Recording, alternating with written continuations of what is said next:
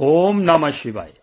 मंत्रिक विज्ञान YouTube channel में आप सबका स्वागत है। आज हम बात करेंगे कि क्या कोई मंत्रों के जरिए किसी को कोई मार सकता है।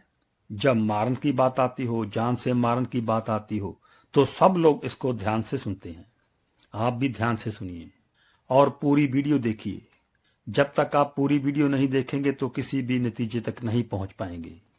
सीधा सीधा मतलब अर्थ है कि किसी को जान से मार डालना, और वो भी बगैर किसी हथियार के, बगैर इसको हाथ लगाए। कहने का मंत्रों से आज इसी विषय पर हम चर्चा करेंगे कि मंत्र उच्चारण से क्या कोई साधक किसी की जान ले सकता है, किसी को मौत के घाट उतार सकता है या नहीं। क्या पुराने ग्रंथों में, हमारे जितने भी सनातन धर्म के ग्रंथ हैं, क्या उनमें इसका ऐसा कोई उल्लेख है? अगर है तो किन परिस्थितियों में हम मारण मंत्र का प्रयोग कर सकते हैं, जिसकी साधना से साधक किसी को मार डालता है। आज हम इस रूप को समझने के लिए और समझाने के लिए बात करेंगे। क्या मारण कर्म में जो मंत्र आते हैं उनकी विधि पूर्वक साधना करके साधक किसी व्यक्ति को मृत्यु तक पहुंचा सकता है, उसकी जीवन लीला समाप्त कर सकता है, उसके शरीर को मरण तुल्य और पंगु बना सकता है?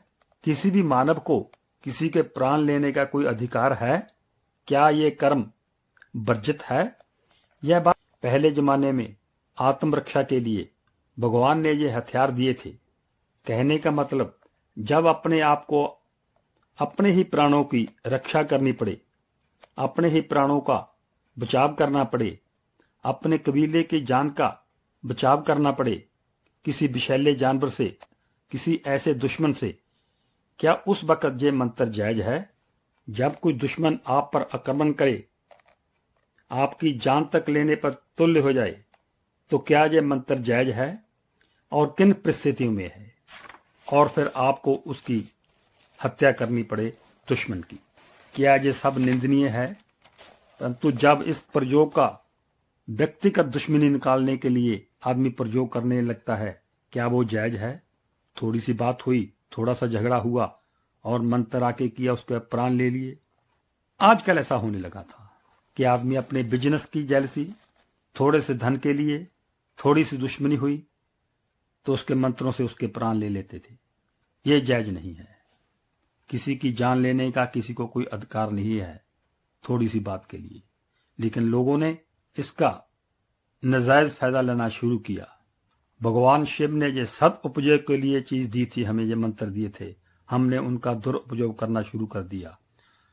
और नेचर का ये रूल है और भगवान का ये रूल है कि जब कोई चीज भगवान की दी हुई दुरुपयोग होने लगे तो भगवान उसको वापस ले लेते हैं। तो आज ये मंत्र लुप्त हो गया है, क्योंकि ये विद्या गुरु शिष्य परंपरा में चलती थी। गुरु देखते थे कि मेरा कौन सा शिष्य इसके काबिल है, कौन इसका पात्र है, कौन इसको संभाल सकता है, इसका मिसयूज नहीं करेगा, इसका सदुपयोग करेगा। तो फिर उस शिष्य को ये दीक्षा दी जाती थी इन मंत्रों की। लेकिन आज सब लोग लालच की ओर दौड़ पड़े हैं, मंत्रों का दुरुपयोग होने लगा है, तो गुरु भी अपने शिष्य को मंत्र देने से डरते हैं। नतीजा क्या होता है कि भगवान के बनाए हुए असूलों के मुताबिक गुरु को एक दिन देह त्यागनी होगी और ये मंत्र शक्ति वो साथ ही जाएगी, किसी शिष्य को आगे नहीं दे पाएगा। तो नतीजा ये हुआ कि धीरे धीरे ये विद्या लुप्त होती जा रही है। ये सनातन धर्म में इतनी बड़ी विद्या हम संभाल नहीं पाए। यह बात मैंने आपको इसलिए बताई कि आपको पता चले कि सनातन धर्म में भगवान ने हमें कितनी कितनी विद्या दी थी, क्या क्या हथियार दिए थे, लेकिन हम उसको संभाल नहीं पाए। हम कितने कमजोर निकले।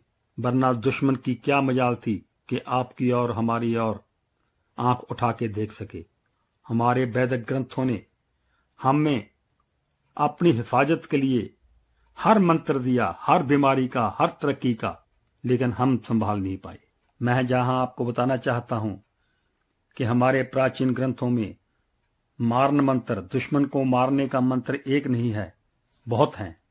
आज सही मंत्र ना होना, सही प्रयोग ना होना, रोज देखते हैं कि एक विश्वास सा उठ गया है, क्योंकि सब लोग अपने हिसाब से बताने लगे हैं। जो ग्रंथों में लिखा है, जो इसका प्रयोग बताया गया है, उससे बहुत दूर हो गए हैं, उससे कोसों दूर हो गए हैं।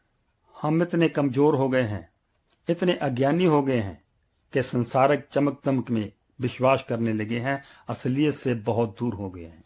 कि आज हम सिर्फ हमारी हिफाजत के लिए मारण मंत्र ही नहीं, कई बीमारियों व तरक्की के मंत्रों को हम लुप्त होते अपने आंखों के सामने देख रहे हैं।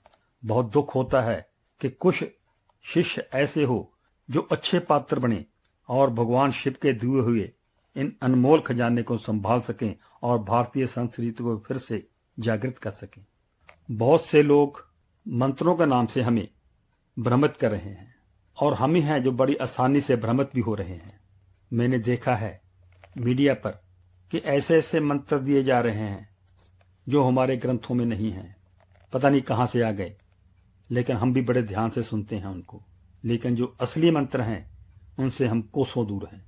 इतना बड़ा कार्य करने वाला मंत्र, उसका प्रयोग इतना आसान नहीं हो सकता जितना आसान बता दिया जाता है। वो सुनने में तो अच्छा लगता है लेकिन असलियत से बहुत दूर होता है। उनकी बात हम बड़े ध्यान से सुनते हैं क्योंकि उनकी बातों में बनावटी चमक है। हम सच्चाई को पहचान ही नहीं पा रहे। नतीजा यह हो रहा है कि असलियत कोसों दूर हो रही है। दुख इस बात का है कि हमारी आंखों के सामने ये सब हो रहा है और हम कुछ भी नहीं कर पा रहे। इसलिए सनातन को बचाने के लिए हम सबको आगे आना होगा, असलियत का पल्लू पकड़ना होगा।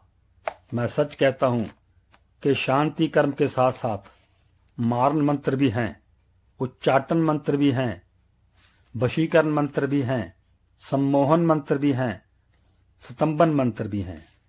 लेकिन यह सब भगवान के बनाए हुए असूलों के मुताबिक ही काम करते हैं। अगर हम अपने असूल बना के किसी को मंत्र बता देंगे तो मंत्र काम नहीं करेगा। हम कौन हैं अपने असूल बनाने वाले? यहाँ अपने असूल बना के मंत्र दे दिए जाते हैं, मंत्र काम नहीं करते, सुनने में अच्छे लगते हैं, हम सुनते जा रहे हैं। अब मैं 3-4 वीडियो ऐसे दूंगा आपको कि आपकी आंखें खोल कर रख देगी कि सच्चाई क्या है इन मंत्रों की। आप सुनने वाले बनिए, मैं आपको बताऊंगा। जैसे मैंने अपनी 3 वीडियो में, जो इस YouTube चैनल मंत्रिक विज्ञान की पहली 3 वीडियो हैं, मैंने उसमें बहुत क्लियर किया है। आप थोड़ा उनको भी सुन सकते हैं, ज्यादा लंबी वीडियो नहीं है, आप जरा उनको भी सुन सकते हैं। इस वीडियो के अंत में मैं इसी नतीजे पर पहुंचा हूं कि ये मंत्र तो हैं, इनकी प्रथा भी थी और प्रयोग भी था, लेकिन हमारे लोगों ने इनका दुरुपयोग किया है और भगवान शिव ने अपने इन मंत्रों को वापस लिया है, इनको कीलत किया है। अब डरने की कोई जरूरत नहीं है। अगर ऐसा होता फिर आज कोई भी इंसान जिंदा ना होता, क्योंकि थोड़ा सा लड़ाई झगड़ा हुआ और किसी ने दूसरे ने आके मारण मंत्र किया और एक दूसरे को मार देते, खुद मंत्र बताने वाला भी। क्योंकि सोशल मीडिया पर बहुत सरल उपाय बताए गए हैं और बहुत सरल सा मंत्र दिया गया है, किसी को करने में कोई दिक्कत नहीं होती। इसलिए मैं फिर वही बात दोहरा रहा हूं कि डरने की कोई जरूरत नहीं है। ऐसा कोई प्रयोग नहीं है जो आपको आज की डेट में कोई नुकसान पहुंचा सके। ऐसा। ओम नमः शिवाय।